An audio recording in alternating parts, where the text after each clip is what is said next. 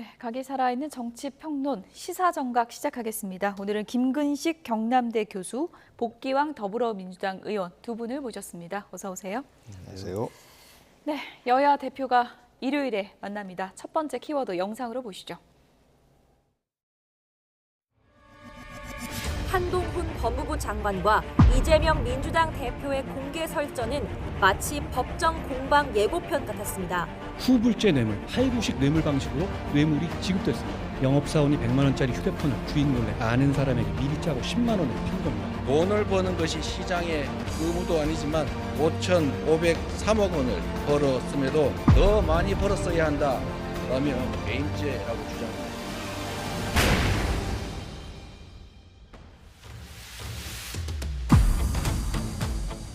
어제 하신 대표 회담의 제의도 대단히 환영한다는 말씀을 드립니다. 조속한 시일 내에 시간과 장소를 잡았으면 좋겠습니다. 긍정적으로 생각하신다고 해서 실무 협의를 지시해 놓은 상태이기도 합니다. 국민의힘 한동훈, 더불어민주당 이재명 대표가 오는 25일 대표회담을 열기로 했습니다. 뭘 자꾸 조건을 갖다 붙이는지 이해가 안 됩니다. 결국 하지 말자는 얘기일 가능성이 많습니다. 왜 처리해야 됩니까? 자기들 거 내에서 협상하면 되지. 대화의 조건이라는 건 없고요. 이 유연성이 강화된 법안을 내놓으면서 한쪽은 마치 뭐 이렇게 한 것 자체가 좀 어떤 의미인지 갈팡질팡한다라는 의미를 지적하는 거 아닌가 싶습니다. 앞으로 나와도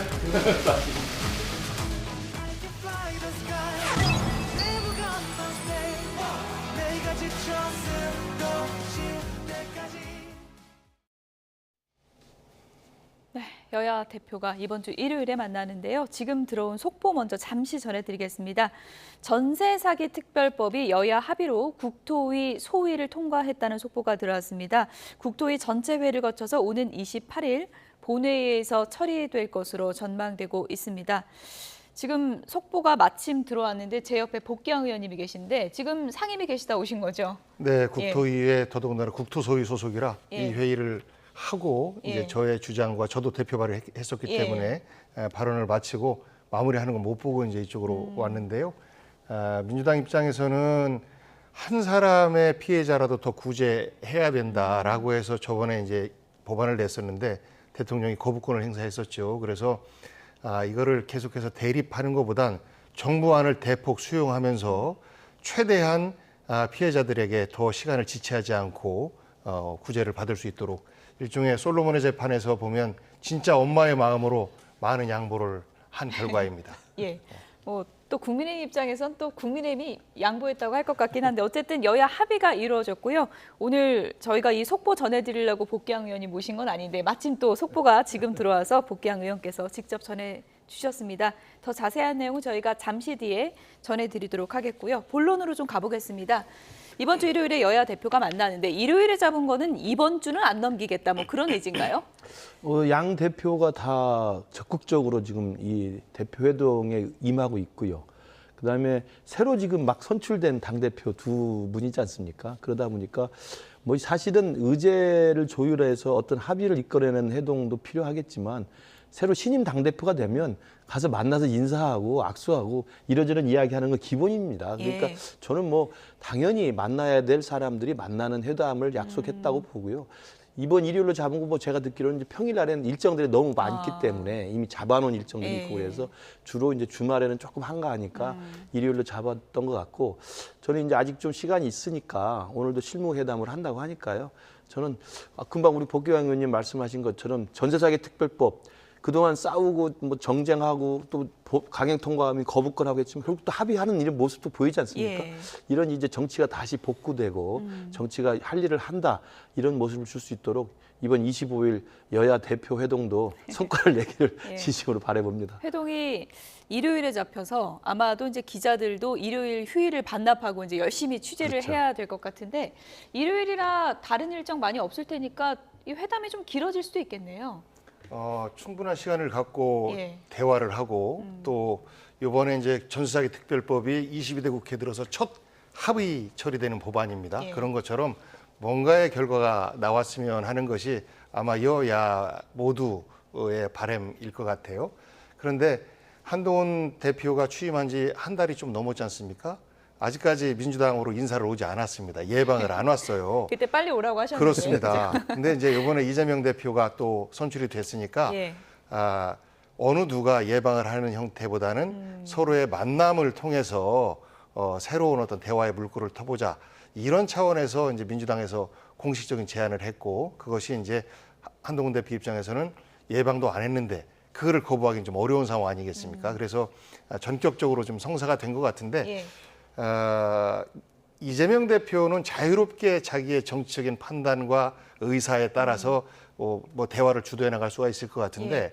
한동훈 대표는 윤석열 대통령 용산이라고 하는 어떤 벽이 있지 않습니까? 그래서 어떤 그 화제 어떤 주제들을 들고 나오기가 다소 좀 조심스럽고 그렇게 보면 다소 위험성이 내포된 만남 아닌가, 뭐 예. 이런 걱정도 좀 해봅니다. 예. 저희가 앞서 영상으로 보여드렸지만 불과 1년 전 시계를 돌려보면 한동훈 법무부 장관 당시에 체포동의안을 읽었던 그런 네. 상황을 저희가 보여드렸는데, 아무래도 뭐 정치는 그런 거 없다고 하지만 내적으로는 좀 신경전이 상당할 것 같은데 어떻게 보십니까? 물론 그렇죠. 그러나 예. 이제 정치는 생물이라고들 하듯이 법무장관으로서 이재명 대표의 체포동의안 취지 설명을 본회의장에서 읽어 나갔던 예. 모습. 당연히 또 그러면 당사자로서 이재명 대표가 반박하는 모습 아까 봤습니다만, 그렇게 인연은 맺어졌지만 이제는 또 제1야당의 대표, 집권야당의 대표로서 또 해야 될 일을 해야 되기 때문에 저는 만나는 과정에서 뭐 그런 과거의 인연과 악연이 뭐 좀 불편할 수는 있겠지만 그게 장애가 될 거라고 생각하지는 않고요. 그러면 정치 못합니다. 그래서 저는 그런 면보다는 아까 우리 복귀양 의원님 말씀하신 것처럼 물밑에서 실무회담을 통해서 의제 조율하고 합의할 건 합의하고 이견이 있으면 이견을 확인하는 절차가 있겠습니다만, 우리 당으로서는 이번에 이재명 대표를 만나면 일단 정책과 민생이라는 이 키워드에 좀 중점을 두려고 하는 것 같고요. 예. 그다음에 이제 민주당은 이제 특검, 최상병 특검이라는 것이 아까 복 의원님 말씀하신 것처럼 한동훈 대표로서는 양쪽에 좀 중간에 끼어 있는 듯한 이런 예. 지금 모양새여서 그 부분에 대한 해법들을 어떻게 만들어낼 것인지 이걸로 아마 세게 좀 나올 것 같아서, 저는 그럼에도 불구하고 제가 국민의힘 소속입니다만 이참에 한동훈 대표도 이재명 대표 만나서 우리가 주장하는 금투세, 뭐 종부세, 상속세 등등을 정책과 민생 차원에서 이재명 대표에게 많이 제안을 하듯이 예. 이재명 대표가 이야기하면 최상병 특검도 저는 솔루션을 하나 가지고 여야가 합의할 수 있는 그런 가능성을 열어두는 것도 저는 언제까지 이걸 미루겠습니까? 예. 이 차에 한번 저는 합의의 출구를 한번 만드는 것도 고민을 충분히 해야 할 만하다 이렇게 생각합니다. 저걸 다 얘기하려면 밤샐 것 같은데 의제 조율하다가 설마 회동 깨지고 그러진 않겠죠? 그럴 수는 없죠. 예. 그렇게 하면 양쪽 예. 다 피해기 때문에 예. 저는 그렇지는 않을 거라고 봅니다. 예.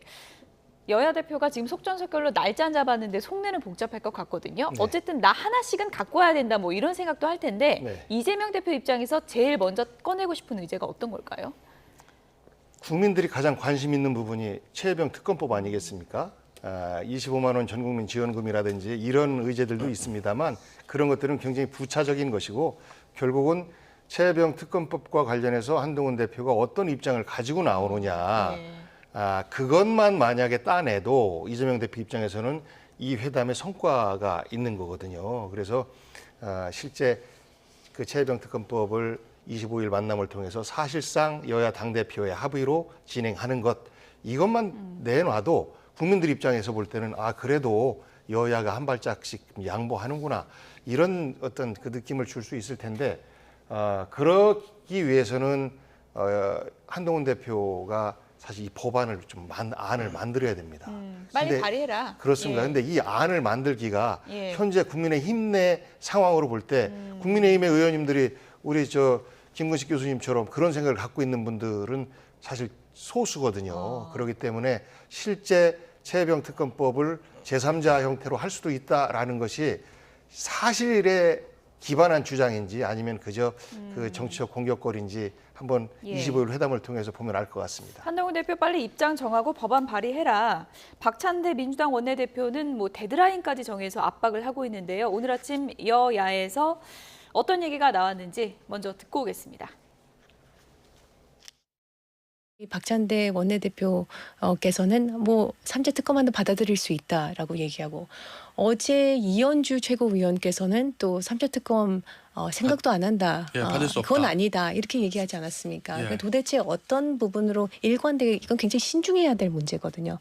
왔다 갔다 할 수 있는 문제가 아닙니다. 그래서 그리고 심지어 대법원장을 뽑는 사람이 대통령이기 때문에 이건 셀프 특검이다. 이렇게 얘기를 했습니다. 어제 이현주 최고위원이죠. 근데 삼권 분립의 정신에 대한 기본 개념이 있다면 그런 얘기하기는 쉽지 않을 거라는 생각이 들고요. 그리고 제보 공작에 대해서도 저는 개인적으로 그럼 뭐 어때? 하자. 그 당사자들 나와서 수사 받을 수 있으면 얼마든지 안 될 이유가 없다라고 저는 생각하지만 예. 또 다른 생각이 있을 수 있죠. 하지만 일단 내라. 예. 장난치나? 그런 거예요. 법안도 없이 10명도 못 모아? 대표나 되시면서 예. 그죠? 법안도 없이 장난치시는 것도 아니고 법안 내셔야지. 그럼 만약에 냈다고 하면 대법원장 추천 이건 반대하시는 거예요, 의원님은? 저는 개인적으로 반대하지만 예. 또 당에서 많은 분들이 야 그거라도 그거 받자 이렇게 하시면 저 동의해 줄 생각이 있어요. 그러니까 내세요.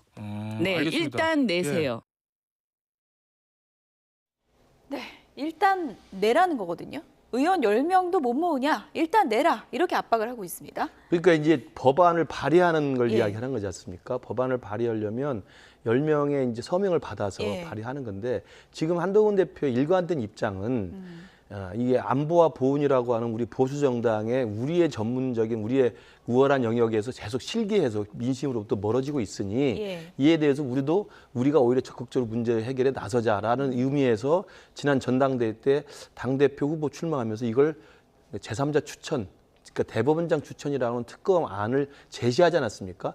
그러면 이걸 법안을 발의한다는 게 아니라 민주당이 강행 통과시키려는 반헌법적이고 독소조항이 있는 그 법안에 대항해서 예. 우리 내부의 의견을 모아서 새로운 안으로 절충을 해보겠다라는 거거든요. 예. 그러니까 발의를 하느냐 마느냐의 문제가 아니고 10명 모아서 발의하는 게 무슨 의미가 있습니까? 예. 그래서 지금 그 뒤로 한동훈 당대표가 선출된 다음에 이 입장은 그대로 가되 자기의 본인의 공약이었으니까 예. 이걸 당내의 의원총회든 또 당내 의원들의 광범위한 의견 수렴 과정을 거쳐서 그 민주적 토론을 통해서 자신의 안으로 일단 관철시켜 보겠다.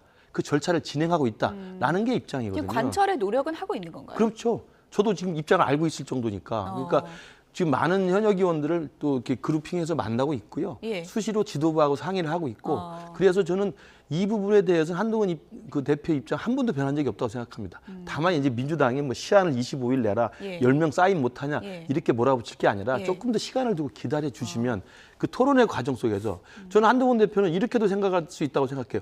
열심히 토론을 해서 노력을 해봤는데 현역 우리 108명의 의원들 내 설득이 좀 힘들었다. 안 된다라고 하면 또 안 된다고 국민 앞에 솔직히 이야기가 죄송하다고 하면 됩니다. 근데 그 과정을 거치는 중이기 때문에 예. 좀 기다려 주십사 말씀드리는 거예요. 그러니까 26일 데드라인은 너무 야박하다. 그럼요. 지금 시간이 필요하다. 그런 얘기거든요.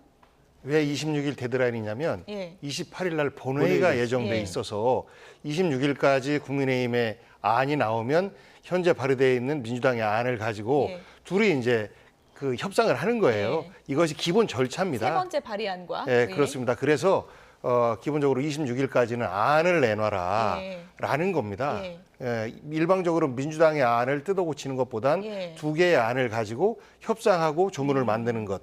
이것이 상식적이기 때문에 26일을 그 이야기를 한 것이고요. 예.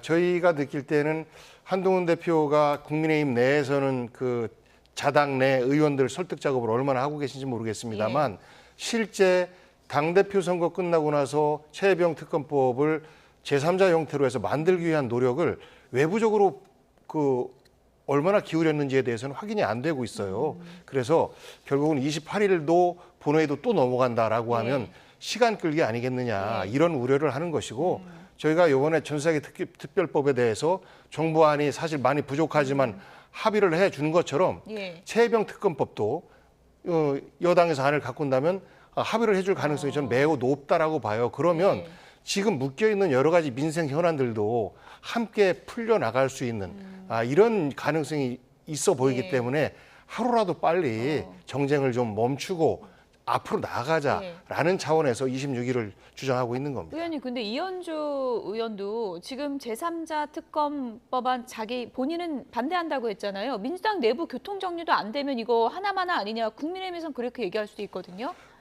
민주당 내부에서는 두 가지 흐름이 존재합니다. 하지만 이현주 의원도 본인은 반대하지만 당에서 찬성 입장을 한다면 따르겠다라는 거예요. 예. 이 두 가지가 절대적으로 뭐 옳다 그르다의 문제는 아니고 예. 우려거든요. 제3자 특검은 결국은 김건희 여사에 대해서 또 아닙니다.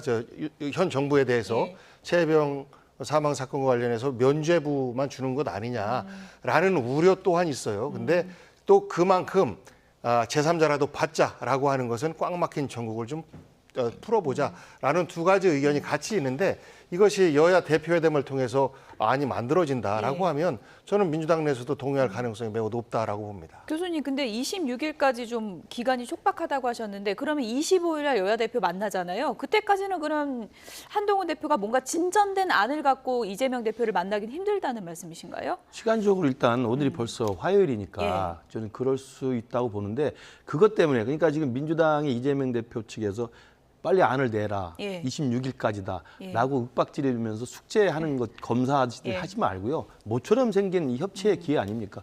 저는 조금 시간을 두고 기다렸으면 좋겠다. 왜냐하면 제가 분명히 말씀드린다면 한동훈 대표는 이번 전당대회 때 말한 제3자 추천 특검법안이라는 것에 대해서 한 번도 입장을 변한 적이 없어요. 토론의 과정을 좀 기다려 주시라는 말씀을 다시 드리고 예. 저는 그래서 25일 날 만나면 이 정도 합의는 어떨까 생각을 해봐요. 개인적으로.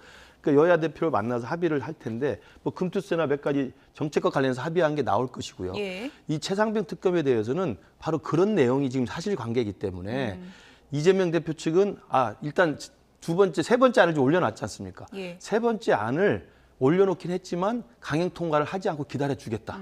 그럴 수 있잖아요. 지금 뭐 충분히 복 의원님 시간을 좀 더 주겠다. 그러니까 예. 민주당 주도로 이번 세 번째 안은 강행 통과하지 않고 한동훈 대표가 열심히 설득하든 토론하든 해서 국민의힘의 단일안이 나올 때까지 기다려주겠다. 일정한 양보죠. 예. 한동훈 대표도 그 기다려주는 동안에 열심히 해서 조속한 시일 내에 이른 시일 내에 국민의힘의 단일안을 만들어서 협상을 시작하겠다. 저는 그 정도의 합의는 가능하다. 그건 한동훈 대표가 원하는 시나리오 아닙니까? 아니죠. 예. 민주당도 좀 내라 하는 거니까 예. 어차피 강행 통과시킬 수 있는 충분한 다수의 힘이 있는데 예. 기다려주는 거죠. 예. 저는 뭐 민주당도 그렇게 해서 결과적으로 민주당이 지금 이야기하는 것은 한동훈 할 수 있어, 할 수 못하는 거잖아요. 지금 예. 이런 거잖아요. 예. 그러니까 한동훈 대표가 힘을 좀 받을 수 있도록 민주당이 좀 옆에서 서포트를 해줬으면 좋겠어요. 좀 윽박지르지 좀 말아라. 그 얘긴데요. 윽박지르는 예. 것이 예. 아니고 민주당 입장에서는 아까 두 가지 의견이 좀 존재한다라고 예. 했지 않습니까? 만약에 25일 날 일정 정도 결과를 내놓지 않으면 예.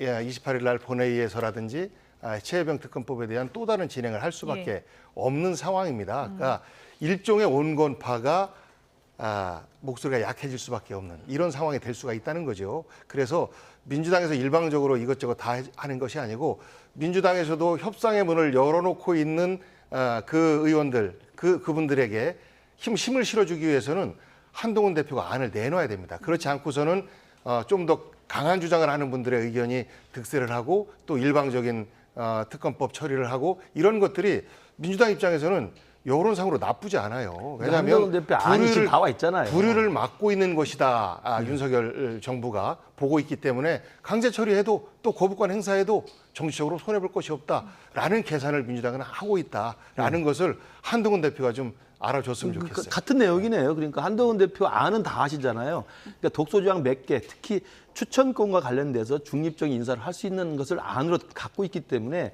그 안을 발의하는 것이 중요한 게 아니라 그 안으로 우리 국민의힘 전체 의견을 모을 수 있는 시간만 좀 달라는 거기 때문에 저는 충분히 같은 이야기를 생각합니다. 일단 여야 대표가 마주 앉기 때문에 이렇게 눈을 마주치면서 이 문제는 어떻게 좀 해결을 해 나갈지 그건 좀 기다려봐야 될 문제 같은데요.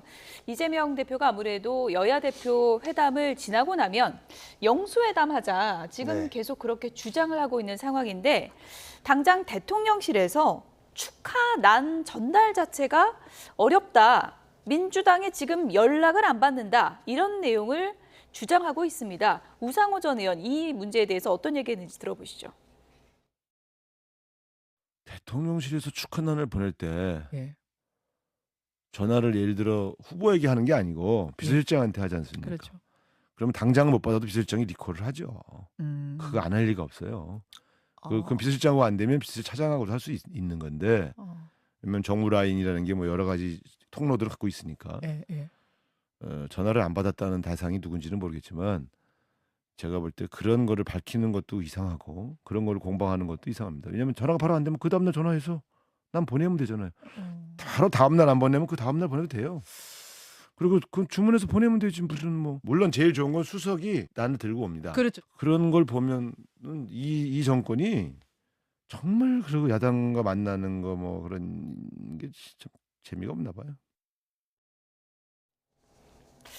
아니 그러니까 난을 수석이 들고 가면 되지 뭔 연락이냐 뭐 이런 얘기이신데 대통령실 입장에서는 또 정무수석에 가려고 당대표 비서실장한테 전화했더니 안 받고 문자했더니 답장도 안 왔다고 지금 그렇게 주장을 하고 있더라고요. 그렇습니다. 오늘 또 추가적으로 대통령실이 예. 이제 그 사실관계에 대해서 좀 다소 억울하다는 입장으로 지금 추가적으로 입장을 냈는데요. 예. 저는 이 부분에 대해서는 뭐 어려울 게 없지 않습니까? 당연히 정무수석이 이재명 당대표 비서실장에게 연락을 했던 그 근거가 있을 것이고 예. 전화를 했거나 문자하는 거 다 남는 거니까 그러면 이제 당사자인 이해식 비서실장이 답을 하면 되는 거예요. 예.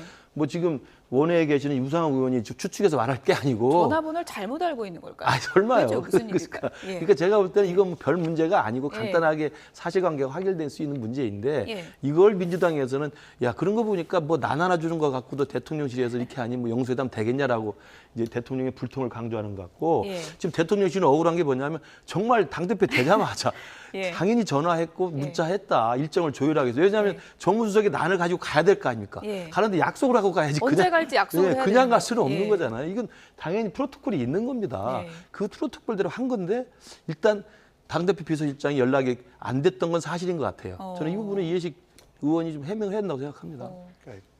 난을 거부한 건 제가 아닐 거 정무비서관 아니에요? 출신이지 그러시죠. 않습니까? 예. 이 부분에 대한 실무를 담당했던 비서관이었어요. 예. 저는 뭐 전화를 안 받는다라고 대통령실에서 공개하는 것 자체가 이것을 정치적 공격의 소재로 쓰고 있다라고 보고 있는 겁니다. 예. 그런 이야기하면 안 되는 거거든요. 대화가 더 어려워지는 거예요. 예. 그리고 이 문제에 대해서는 사실관계를 밝히는 것이 어려워요. 그래서 사실 문재인 정부 때는 어떻게 했냐면요. 전당대회가 있는 날 결과가 나오면 정무수석이 축하난을 가지고 그 현장으로 갑니다. 그렇군요. 그래요. 네. 가기 되게 싫어합니다. 싫어하는데도 가야 돼요. 왜? 협치를 해야 되고 정무수석은 어쨌든지 간에 협치의 통로가 돼야 되기 때문에 그 상대당이지만 불편하지만 가서 축하 마음을 전달하는 겁니다. 시간 약속 안 하고 그냥 안 하고 갑니까? 가는 겁니다. 예. 안 하고 전당대회 현장으로 가요. 예. 그러고 나서 그날 저녁에 대통령과 직접 통화할 수 있도록 그 현장에서 비서실장과 조율하고 대강 몇 시쯤 통화드리겠습니다. 이런 식으로 진행을 하는데 이 프로토콜이 윤석열 정부 들어서 깨진 거예요. 그렇군요. 그래서 전화를 비서실장이랑 뭐 하려고 했는데 안 받는다? 뭐 이해식 비서실장 뭐 임명된 지 얼마나 됐습니까? 그래서 이건 기본적으로 그동안 상대당 야당이지만 소통을 위해서 노력해왔던 그 대통령실의 정무적인 모습 이것과는 아주 대조적인 거라 전화를 받느니 안 받느니로 해서 본인들의 소통 노력의 부족함을 피하려고 하지 마라. 네. 저는 그렇게 충고드리고 싶고요. 이런 본질적인 것들을 벗어난 논쟁 이런 것이 여야의 대화를 막고 그리고 대통령실과 국회 소통을 막는 네. 그런 역할을 한다. 그래서 저는 하루라도 빨리 그저 들고 오세요. 들고 왔는데 안 만나죠. 예. 대표실 앞에서 만약 정무수석이 서성거리고 있으면 기자들이 가만히 있겠습니까? 예. 그럼 대표가 안 만나주겠습니까? 저는 진정 어린 노력을 좀 하시라라는 충고를 드리고 싶어요. 일단 뭐 들고 가면 된다 그렇게 얘기하신 건데 지난번에도 똑같이 예. 그러니까 전화해서 일정 조절하고 대표 계실 때 당연히 대표 계실 때 가서 전달해야 되는 거 아니겠어요? 갔는데 들고 오라고 하시지만 가서 대표 없으면 어떡합니까? 그러니까 지난번에도 물론 이제 문재인 정부 그렇게 했다는 건 제가 들어보니까 훨씬 더 그게 안정적인 방법이었던 것 같아요. 현장에 가면 뭐 다른 방법이 없으니까. 그렇지만 일단은 지난번 이재명 대표 됐을 때도 마찬가지였고 우리 윤석열 대통령실에서는 가서 일정 조율을 하고 난을 들고 가서 직접 전달했고 또 그 이후에 전화 통화를 했던 경험이 있기 때문에 아마 그 프로토콜에 맞추려다 보니까 이해식 대표 비서실장이 전화가 연결이 안 돼서 이런 사단이 난 것 같은데 저는 뭐 빨리 사실관계 확인하고 연락해서 난 축하난 보내는 게 무슨 그게 큰 일이라고 이렇게 어렵게 서로 간에 이렇게 쟁점을 가지고 이야기하겠습니까? 잘 해결될 거라고 생각합니다. 예. 저는 이걸 공개한 것 자체가 대통령실에서 잘못한 거다라고 지적하는 거예요. 안 받으면 안 받은 걸로 끝내야 되는데 다시 노력해야죠. 그걸 그리고 날 밝혔군요. 잡으면 되는 거죠. 예. 끝까지 거부할 수 있겠습니까? 어쨌든 뭐 이해식 비서실장이 지금 뭐 부재중 통화 좀 확인 좀 해볼 것 같은데 연락이 좀 빨리 돼서 전달이 됐으면 좋겠습니다. 다음 키워드 함께 보시죠.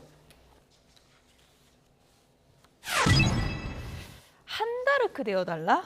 한동훈 당대표가 당 원로들과 만났는데 한다르크, 제가 뭐 추다르크 이건 많이 들어봤는데 한다르크는 처음 들어봤는데 그만큼 지금 당이 굉장히 상황 안 좋다 이런 얘기겠죠? 그렇죠. 예. 이제 잔다르크 역할을 우리 당에서 해달라는 의미로 아마 한다르크 주문을 한 것 같은데 말씀하신 것처럼 이 잔다르크가 호명되는 이유는 그만큼 절박한 위기 상황이라는 것을 말을 하는 거고요. 이번에 총선 참패 뭐 당연히 우리가 얼마나 큰 위기를 맞고 있는 겁니까? 그래서 거대 야당을 맞닥뜨리면서 지금 우리 정부가 할 수 있는 게 아무것도 없는 상황이고 거대 야당의 힘에 의한 어떤 국회에서 통과 일방 통행에 대해서는 막을 재간이 없거든요. 그런 의미에서 보면 정말 위기 상황에서 빨리 이 국민의힘을 다시 난국에서 구해줄 예. 잔다르크 같은 역할을 해달라는 건 당연한 주문인 것 같고요. 이 잔다르크 역할을 할 한다르크가 되기 위해서는 예. 그래서 저는 두 가지가 필요하다고 봅니다. 하나는 위기의식에 대해서 이 위기를 반드시 극복해야 된다는 절박함이 있어야 되는 거죠. 잔다르크만큼 절박한 역사적 인물이 없는 거 아니겠습니까? 예. 그래서 이 지금의 우리 국민의힘이 위기다. 심지어는 제가 보면 우리 당내에서는 위기의식에 대해서 별로 심각하게 생각하지 않는 분들도 계시거든요. 그래서 위기라고 하는 절박성을 깨닫는 게 첫 번째고 두 번째는 위기에서 극복할 수 있는 한다르크가 되기 위해서는 무엇보다도 대통령실과의 관계도 중요하지만 야당과의 관계도 이번 기회에 좀 복원을 해서 예. 22대 정치, 22대 국회가 다시 일하는 정치, 또 일하는 국회, 협치의 정치가 가능하도록 한동훈 대표가 주도권을 가지고 좀 문제를 잘 풀어줬으면 좋겠다. 그게 자신의 위기에서 우리 당을 구하는 길이라고 저는 생각을 합니다. 복경 의원님, 한 원로가 이용수 전 주일대사인데 한동훈 대표한테 이렇게 얘기했다고 합니다. 한동훈 대표가 머리 좋은 거는 입증이 됐는데 가슴으로 정치할 수 있느냐에 대해서는 검증이 필요하다. 이렇게 조언을 했다고 하거든요. 저게 무슨 얘기일까요? 저는 그 말을 깊이 새겨 들었으면 좋겠어요. 깊이요? 한동훈 대표가. 실제 한동훈 대표의 이미지는 예. 아, 똑똑하다. 말 잘한다. 그런데 너무 차갑다.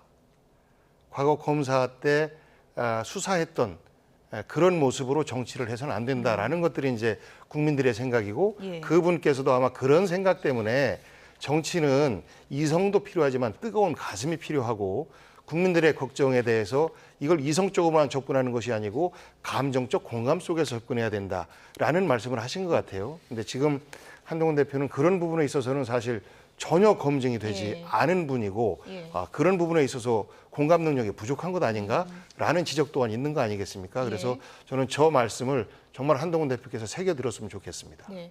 한동훈 대표가 이제 뭐 여러 가지 지금 여야 대표 회동도 그렇고 정치력 시험 무대에 계속 오르고 있는 상황인데 아무래도 당 대표로서 지지율이 성적표기 때문에 지지율 신경 안 쓸 수밖에 없는데 지지율이 요즘에 좀 안 좋은 것 같거든요. 보여주시죠. 예. 네, 당 지지율이 좀 고전하고 있는 이유. 그리고 이제 민주당이 아무래도 좀 컨벤션 효과도 네. 있겠지만 좀 상승하고 있는 부분. 그건 어떻게 좀 보세요? 저는 이제 이번 주에 이제 하나 여론조사 지금 나와 있는 여론조사에서 정당 지지도가 좀 격차가 벌어졌어요. 그렇죠. 그리고 이제 이게 뭐 또 앞으로 더 나올 여론조사를 봐야 되겠습니다만. 조국 신당하고 합쳐 보면은 더 큰 차이거든요. 그럼요. 그래서 예. 저게 이제 위기의 사실은 예. 가장 실제 지표이기도 하고요. 일단 분석을 해보면 지난주 또 지지난주 정봉주 사태 등등해서 민주당 전당대회에 상당히 많은 언론의 관심, 컨벤션 효과가 분명히 있는 건 사실이고요. 그다음에 이제 우리 쪽을 반성해 보면 여전히 한동훈 대표가 취임한 지 한 달이 됐습니다만 취임 한 달 동안 일단 정점식 정책위의장 교체 문제 가지고 시위를 많이 좀 소비를 했고 예. 그다음에 이제 금투세 등등해서 정책으로 승부를 좀 하기 위해서 민주당하고 상당히 많은 주문을 했습니다만 김경수 전 지사 또 복권 문제로 느닷없이 문제가 또 정치적 국면이 당정 간의 어떤 이견으로 많이 표출이 돼버렸습니다. 예. 그래서 물론 이제 그것은 당연히 했어야 될 이야기이고 또 당신과 민심을 전달하는 집권여당 대표에서 해야 될 일이야기였습니다만 그런 과정이다 보니까 당 내부 예, 이제 당정 관계에 치중하다 보니까 외부로서 변화된 모습을 국민들에게 각인시켜주는 게 부족하지 않았나 아직 시간이 그런 면에서 좀 차이가 나는 걸로 좀 해석이 되는 것 같습니다. 네, 여론조사 보여주신 김에 대통령 지지율 조사 결과도 보여주시면 좋을 것 같은데요. 당 지지율도 그렇지만 지금 대통령 지지율도 하락세를 보이고 있는 상황에서 윤석열 대통령이 어제 국무회의에서 다시 한번 반국가 세력을 언급했거든요. 이 단어 여러 가지 해석을 나눌 수 있는 단어이기 때문에 또 야권에서 크게 반발하고 있는 것 같은데요. 예, 저는 국민의힘과 윤석열 대통령에 대한 지지가 떨어지는 이유가 민주당의 뭐 컨벤션 효과, 뭐 전 일부 있을 수 있다라고 보는데 근본적으로 지난 광복절 행사가 처음으로 갈라진 행사 아니었습니까? 이 갈라진 행사가 될 수밖에 없도록 정부에서 유도를 한 것이나 마찬가지예요. 그리고 국민들은 굉장히 분노하고 있습니다. 특히나 독립기념관장에 대해서 예. 독립 영웅들을 폄훼하는 이런 인사가 관장이 되었다라는 것에 대해서 국민들은 아니 도대체 왜 그러는 거야? 라는 걱정을 하고 있습니다. 그런 걱정이 많은 차에 이번에 이제 그 을지훈련을 앞두고 과거 7, 80년대 그 뭐 영국 논란이나 이런 것들처럼 윤석열 대통령이 갑자기 반국가 세력, 가짜뉴스 세력 뭐 이들과 국민들이 항전할 수 있도록 해야 된다라는 이런 메시지를 낸다라고 하는 것은 도대체 우리가 어느 시대에 사는지 모르겠어요. 그래서 저는 이런 메시지를 낸 것은 그 친일이냐 아니냐 이런 논쟁에서 저는 우리 이제 이념을 남과 북으로 이렇게 바꾸기 위한 이런 메시지를 억지로 낸 것 같은데 이 시기에 맞지도 않는 메시지인 것이고 이런 메시지가 우리 국민들에게 설령 국민의힘 지지자들에게도 얼마나 다가가겠습니까? 정말 시대와는 다른 메시지다라는 말씀드립니다. 안 그래도 뭐 역사관 논쟁이 뜨거운 그런 상황에서 윤석열 대통령이 반국가 세력을 다시 한번 언급해서 뭐 지지층 결집 노린 거냐 이런 시각도 있는 것 같고요. 저도 적절치 않다고 느껴집니다. 예. 저도 거북한데 중도층에 있는 또 수도권에 있는 분들은 얼마나 거북하겠습니까? 잘 생각해 보면 지난해 광복절 경축사에서 윤 대통령이 공산 전체주의 세력 이야기를 합니다. 그리고 홍범도 장군 흉상 이전 논란이 벌어졌죠. 그러니까 오히려 그때 이념 전쟁의 드라이브를 좀 강력하게 걸면서 다들 좀 뜨악했고 결국 그런 과정에 민심이 이탈하면서 저는 이번 총선에 우리가 수도권에 참패했다고 생각을 하거든요. 그러면 총선에서 참패한 다음에 그 공산 전체주의 세력 그다음에 뭐 홍범도 장군 흉상 이전 이런 등등으로 점수를 잃었다고 한다면 그와 반대로 가야 되는데 지금 사실은 지난 김영석 독립기념관장 문제 가지고 대통령에서 나왔던 이야기는 지금 이념에 뭐가 중요하냐 먹고 사는 게 중요하다고 말씀해놓고 갑자기 뜬금없이 공산 반국가 세력 이야기고 항전 이야기하면 지금 2024년에 대한민국에 맞지 않는 거라고 생각합니다. 그렇기 때문에 저는 윤 대통령도 또 대통령실도 대통령이 공개적으로 내놓는 공식 메시지에는 조금 더 중도와 수도권과 청년들을 좀 소구력이 있는 유연하고 그리고 다가갈 수 있는 저는 메시지와 노선을 기조를 좀 가져야 된다고 생각합니다. 지지율 상승을 위한 당정의 고민이 필요한 시점이 아닌가 그런 생각이 드는데요. 민주당에서는 이제 전당대회가 끝났는데 정봉주 전 의원 최고위원 경선에서 탈락을 한 것을 두고 뒷말이 무성합니다. 국민의힘에서는 이런 얘기가 나왔습니다. 다음 주제 보여주시죠. 김재원 최고위원이 SNS에 이렇게 글을 올렸습니다. 정봉주 전 의원 그냥 국민의힘 들어와라. 명파리 토벌 같이 하자. 이런 글을 올렸습니다. 글이라고 보기에는 시에 가까운 그런 글을 올렸는데요. 내용이 어떤 건지 좀 보여드리겠습니다. 노봉우 정봉주 씨입니다. 오랜 친구 정봉주 전 의원에게 김재원 최고위원이 이렇게 시를 띄웠습니다. 전당대회 출마의 초기에는 승리를 구가하더니 개딸을 공격해 패전하고 말았으니 슬프고 슬프도다 이렇게 글을 썼고요. 민주당은 잊어버리더라도 스스로 당당함은 잊지 말고 국민의힘으로 들어와서 명파리 도적을 토벌하자 이렇게 시를 올렸습니다. 오랜 친구 정봉주 전 의원에게 진짜 국민의힘 오라는 얘기인가요? 어떻게 해석해야 됩니까? 일종의 조롱 아닌가 싶습니다. 조롱입니까? 예, 예. 일종의 그 특정하게 결집된 세력들이 그 당의 결정에 영향을 미치는 것 이것을 두고 대표적인 피해자로 이제 정봉주를 거명하면서 조롱하고 분란을 유도하는 이런 모습 같은데요.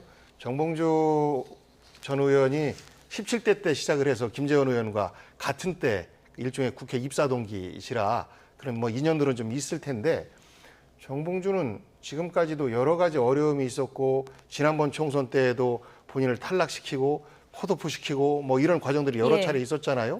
그럼에도 불구하고 자기 자리를 한 번도 이탈한 적이 없는 정치인이기 때문에 저는 뭐 저런 말에 대해서 정봉주 의원이 흔들리거나 뭐 그럴 것 같지는 않습니다.